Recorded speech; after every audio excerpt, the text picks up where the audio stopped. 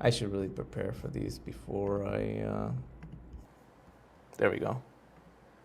Now we go. Now we're live, and now you guys can hear me.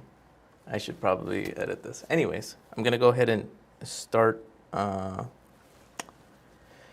editing.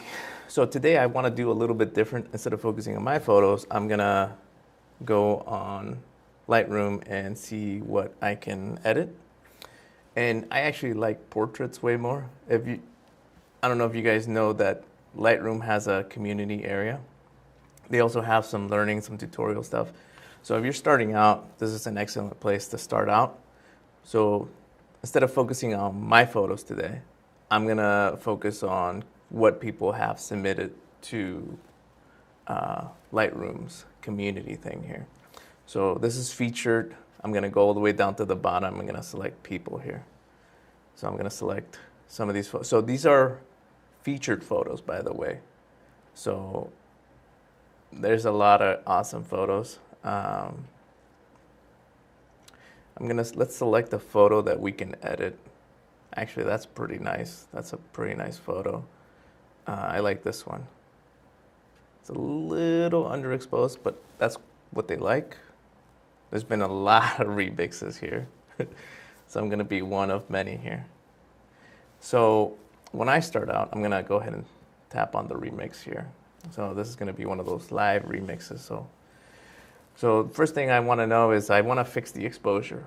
Every time I edit, the first thing I do is I fix the exposure.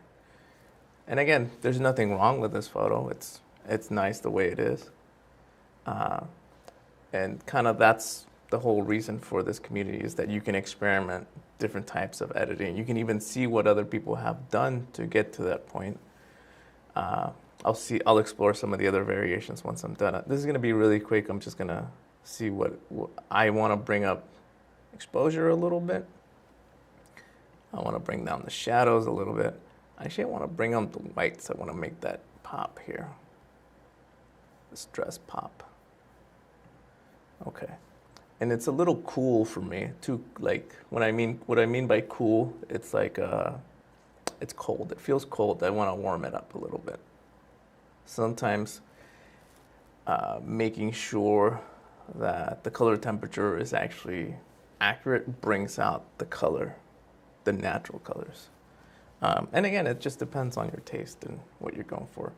I think it's a little crooked this way, so I'm gonna bring it back this way a little bit so it looks like she's sitting upright. I'm not sure if I like the crop, but I'll keep it simple. I think we have too much of this bush here. I'm gonna center it right here.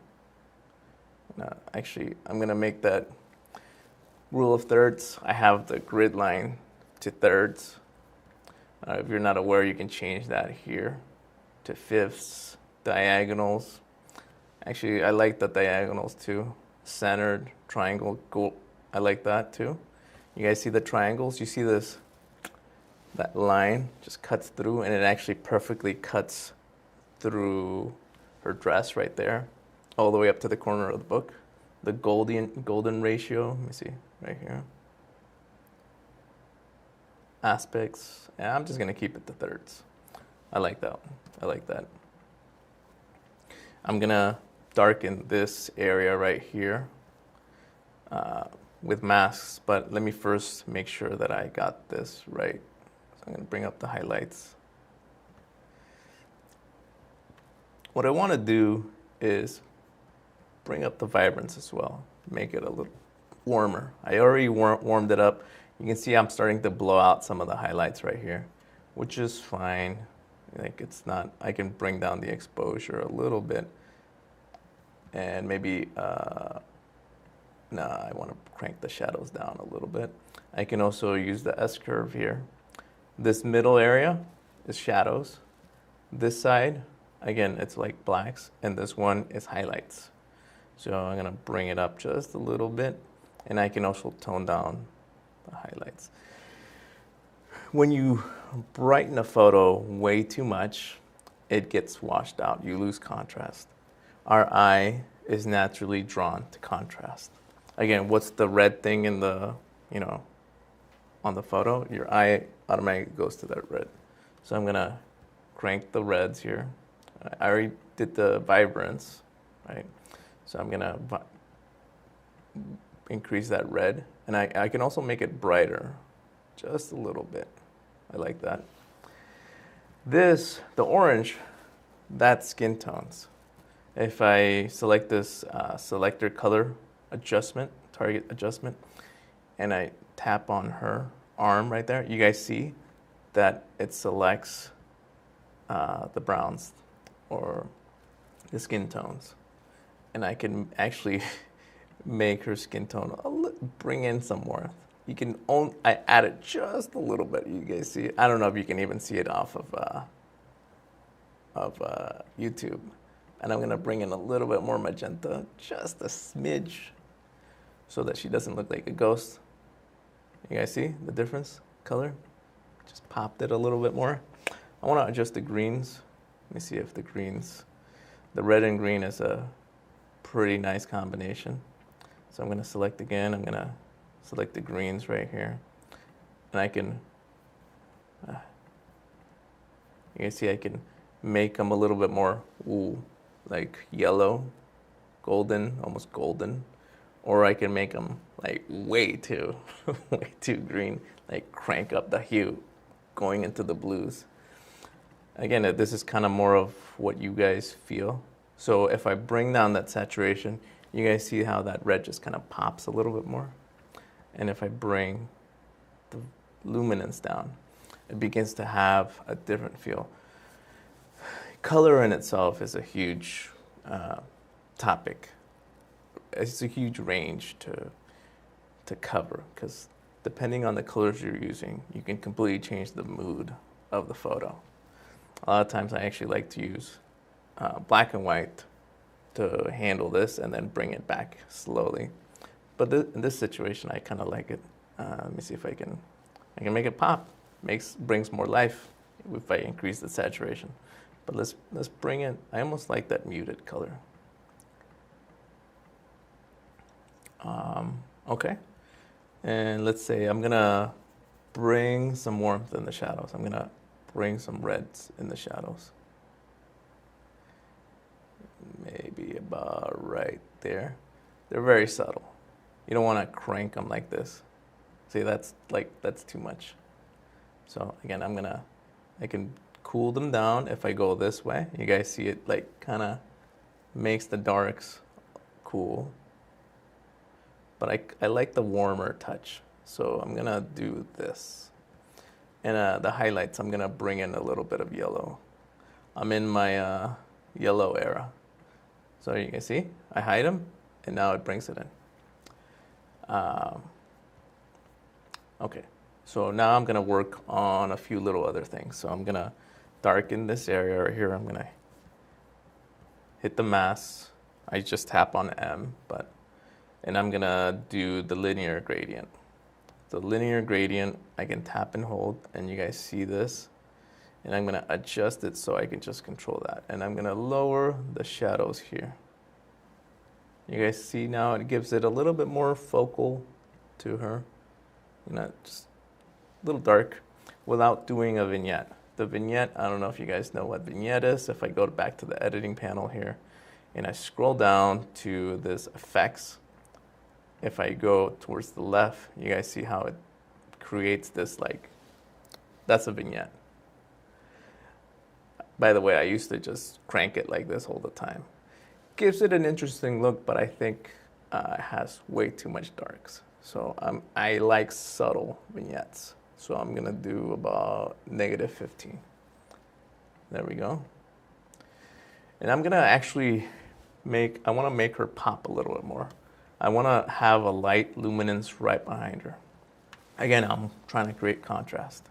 So I'm going back to my masks, and I'm gonna create a subject mask, okay? So you see the subject one selects her, and this is using their AI tools. But what I'm gonna do is I'm going to invert it. So it selects everything except the subject. And what I'm gonna do is I'm gonna increase the exposure. You guys see how it's like, I can crank it up, right? But then I'm gonna apply another mask to her to limit it so it's just right behind her. So I'm gonna subtract that mask and I'm gonna use the radial gradient. And the radial gradient, I'm gonna do this. I'm gonna put it right behind her. Here's the radial. You see how I move it? It kind of nullifies the other filter. And I'm gonna bring it down a little bit. Actually, let me see. It's too big. I made it too big. Let me see. Okay. Actually, I want this ring to be bigger. It looks weird now because there's a dark shadow behind her, but I'm gonna also invert this mask. See, now it only affects right behind her. Boom, right? So it looks like there's some kind of light source behind her. It's a little too much, so I'm gonna decrease it just a little bit. Right? Let's say I want to make that flare out too. So I'm gonna create another mask. I'm gonna do the radial mask too. I'm gonna do the light source right here. I'm gonna increase the highlights. You guys see I can just, so it becomes like a story, right? Our eyes are drawn to contrast. We lower contrast, we lose detail, we lose attention. Okay, so I'm gonna do something to make it look dreamy. If you guys know these effects, there's texture, clarity, and dehaze. Texture, if I go this way, you guys see how it starts removing some detail. If I do texture, it just softens it a little bit, right? Maybe I don't want to lose that texture just yet because there's some pretty nice texture in the dress itself, but I'm gonna lose clarity. I'm gonna crank down clarity. I'm gonna give it this like haziness. Okay, this is without it, it's with it. It just makes her shine a little bit. And then the vignette. Okay, so I think I'm happy with this. Let's see the original. This is the original. This is where we're at now. And you know what? I'm going to make this mask, I'm gonna give it a tinge of yellow. So I'm gonna increase the temperature. See how it just makes it a little bit more, ooh, I kinda like that. It dips into, ooh, I like that. So what do we need the opposite of? What's the opposite of yellow? We're thinking color theory. So the opposite of yellow, what's the complementary? It's purple, right? So let's go back. I'm gonna adjust the mask that I have right here. And I'm gonna actually colorize it a little bit. See if we can increase, maybe turn it to not blue, a little bit more magenta. Okay, there we go. Ooh, there's this nice warmth, right?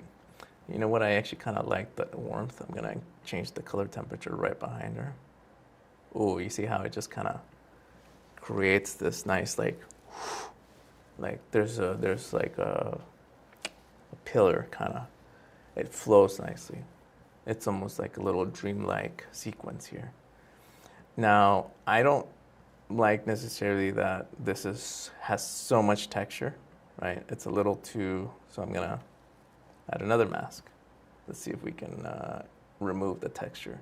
You know what? I'm actually gonna create a radial one. I'm gonna create an overall radial one that just goes like this, right? So I only want the texture on her. So I'm gonna, again, I created on her, and then there's invert. I'm gonna invert the mask. So you see now it selects everything else. And I'm gonna remove texture. And I'm gonna remove clarity just on the surroundings. Okay, dehaze, nah, okay. Yeah, there we go. Okay, now we get like almost this dreamlike fairy tale look. Okay, I think I'm good. I think I'm done. I'm happy with it. Let's look at the original. Look at that. I mean, it's obviously a little bit underexposed, and if you guys are starting to shoot or new to photography, what you want to do is protect the highlights. This person's shooting in RAW. It looks like it dipped a little bit into the blacks. And you can kind of tell by these triangles right here. I don't know if you guys can see it, but my mouse is hovering over that triangle. You see how that screen, it's pretty close to being underexposed. And if this highlights red, that means it's, you see how I put my mouse over it? You see up at the top, right above between those branches, it's red, it's highlighting. That means there's no data there. Like, there's too much brightness, right? So let's go back to my edit. You can almost hear the angelic sounds, you know. Anyways, that's my edit for today. I'm gonna hit next here, and I'm gonna hit submit. I'm gonna call it Dreamy Vibe Post Remix. Okay, so I'm submitting my remix for this photo. Pretty quick and simple. What's cool about what we just did is then I can just copy that. I can apply those same things. I can save it as a preset. So it's being submitted right here. While we wait, let's look at some of these other remixes here. Like, you see how they bump the greens, right? Ooh, this one they went blue. Like it was already kind of a cold image. They went even further. That's okay. Let's see. Let me see if there's any. Oops. Let's see if there's any ones that stand out. Again, you see, I'm talking about contrast again. So if I scroll through this, which one of these photos has more contrast? Where I'm like, when they're all side by side together like this, there's like no contrast. They all kind of look similar except for a little bit of tinges of hues and different colors. This one definitely stands out, which is obviously mine, not to toot my own horn. But if I scroll forward, you see how this one stands out and this one, because all the other ones are bland. Not bland, but they blend with each other. So let's click on this one. Okay. It's nice, but it's almost, I don't know. It's cool, but I think I like the original one because it almost tells the story. There's this surrealism vibe to it. When everything is well lit, super exposed, sometimes you lose that mystery, right? Let's see this one right here. Looks interesting. Okay, this person did kind of something similar to what I did. And again, because Lightroom, when you share them, you can actually adjust. You can see the adjustments that they've made. I can see that they added this mask right here and a few other masks to pop things out. That's cool. Let's see this one. Let's see. Okay, this one's like way too, like somebody just yanked that exposure. And again, when you're new, starting out, experiment. If you don't have photos, open up Lightroom, go to the community tab, check out the photos, the work that's being done. And a lot of them you can actually remix, work out your adjustments, share those things with the person that took the photo. Anyways, if you guys have any questions, drop them down in the comments. Follow me on Lightroom if you guys have Lightroom. And if you guys don't have Lightroom, that's fine. I think I'm gonna try out some maybe free editing photo software or some other softwares to see if we can do the same thing. And yeah, you can do the same thing. Most photo software nowadays, you can get the same results. I'm just super fast with Lightroom. I know what I'm doing. I know all the shortcuts, and I can crank photos out, fully edited, pretty quick. If you guys like this type of video, let me know. So some people really, Colin, thanks for the comment. Some people really like depending on who you're shooting for. It can be a style. I like this some people really like the natural look. I've shot for fitness people where they really want stuff hyper realistic. They want to see every pore. They want to see every, the sweat pouring. And I've shot for glamour models where they want to hide every imperfection. They want to accentuate a bunch of different things. It really depends on who your target audience is, what your client wants. And again, so this is my suggestion for anybody that's starting out with photography, that's wanting to do client work.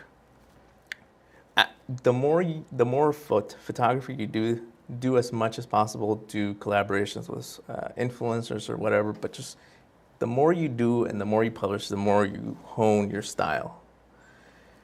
And once you start publishing your work either on Instagram, Twitter, whatever social media network you like to use, or even on YouTube, you become known for that style. And so people will look for, they like your dreamy. I know a photographer that does this dreamy style, and that's what they hire him for. They don't even question his edits. When I first started out, I'm trying to figure out stuff. And I remember clients being unhappy because they're like, you know what, we were thinking more about this versus what you delivered. And again, they're like, because I didn't have a style at the time, they specifically will say, hey, can you do a photo like this guy, like this guy, like this guy, right?